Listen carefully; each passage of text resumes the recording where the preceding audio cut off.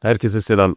Erol Taş'a taş atan, nefret kusan o kalabalıklar Ahmet Tarık Tekçe'ye gelince neden gül atıyorlardı hiç düşündünüz mü? Ahmet Tarık Tekçe filmlerinde hem çocuk kaçırıyor hem esas olana kan kusturuyordu.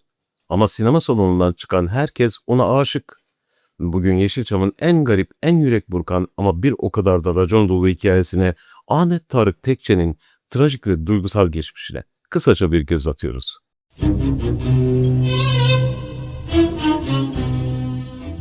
Şimdi sıkı durun. 1920'lerin İstanbul'u. Mahallede kolera kol geziyor. Tam 40 çocuk. 39'u toprağa veriliyor. Bir tek o kalıyor hayatta. Peki nasıl? Reçete şaşırtıcı. Eşek sütü. Babasının ağır ceza reisi olması işe yaramıyor. Tıp çaresiz kalıyor ama o bahçedeki eşeğin sütü bu altın kalpli kötü adamı bize bağışlıyor. O çocuk aynı zamanda bir önceki videoda anlattığımız ünlü oyuncu Necip Tekçe'nin de abisiydi. Galatasaray Lisesi sıralarında Metin Toker'le yan yana otururken aslında kaderi çoktan çizilmişti. Ama öyle ben jön olacağım diye çıkmadı yola. Memurluk yaptı, tersanelerde ter döktü. Hatta biliyor muydunuz? Bu adam aslında zehir gibi bir gazeteciydi. Kendi gazetesini çıkardı, Adalar Gazetesi. Ama kalemi o kadar sert, dili o kadar sivriydi ki 1952'de dönemin başbakanı Adnan Menderes'i eleştirdi diye hop 13 ay hapis. İşte o hapislik günlerinden sonra Yeşilçam'ın kapıları ona ardına kadar açıldı. Ama ne açılma. Kitapsız ilim, tekçesiz film olmaz sözü boşuna çıkmadı. Sadece 1961 yılında tam 34 filmde oynadı. Dile kolay, bir yılda 34 film. Setten sete koşarken uykuyu unutmuş bir adamdan bahsediyoruz. Peki neden bu kadar sevildi? Kötü adamdı ama sevimli kötüydü. Bıyık altından o meşhur gülüşünü bir fırlatırdı, o iri cüssesiyle yaptığı tüm fenalıkları bir anda unuttururdu. Jönleri kıskandıracak bir şöhreti vardı.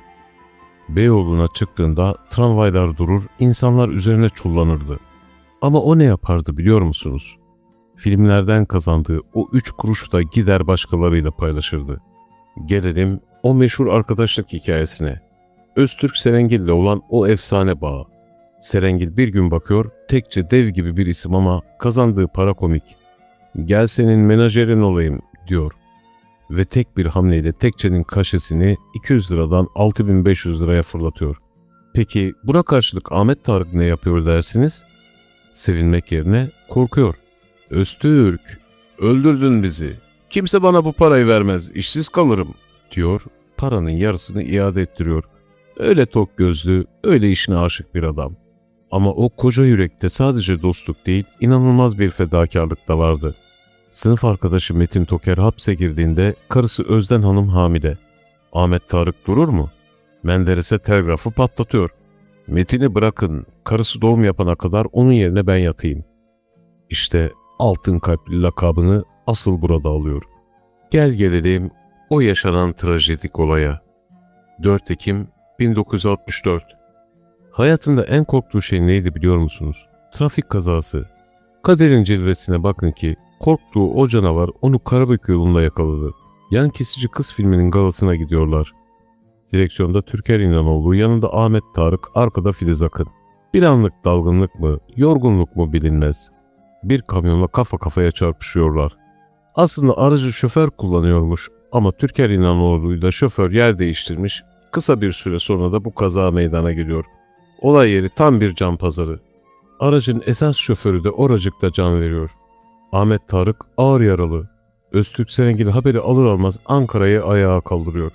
Genelkurmay'a ulaşıyor, helikopter istiyor.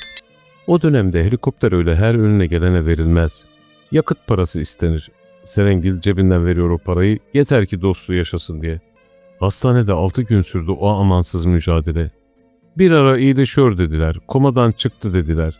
Sevenleri hastane kapısına etten duvar ördüler. Ama olmadı.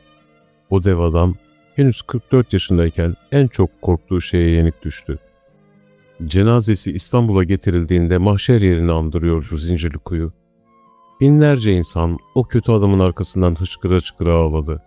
Ama hikaye burada bitmiyor. Asıl trajedi sonra başlıyor. Oğlu öldüğünde buna dayanamayan annesi kısa süre sonra kahrından vefat etti. Geride kalan eşi ve kızı ise yapımcıların ona olan binlerce liralık borçları hiçbir zaman ödenmedi. Oysa o hakkını ararken bile mahcup olan bir adamdı. Bir gün bir Yeşilçam filmi açıp da tesadüfen Ahmet Tarık'a denk gelirseniz ona şöyle dikkatlice bir bakın. Gerçekten de karşınızda sadece bir oyuncu görmeyeceksiniz. Haksızlığa kalemle direnen bir gazeteciyi, arkadaşı için hapse girmeye talip olan bir dostu ve eşek sütüyle hayata tutunup bir milleti kendine aşık eden o büyük efsaneyi göreceksiniz. Altın kalpli bir dev adam geçti bu dünyadan. Ve bizler diğerleri gibi onu da en çok da o kötü haliyle sevdik.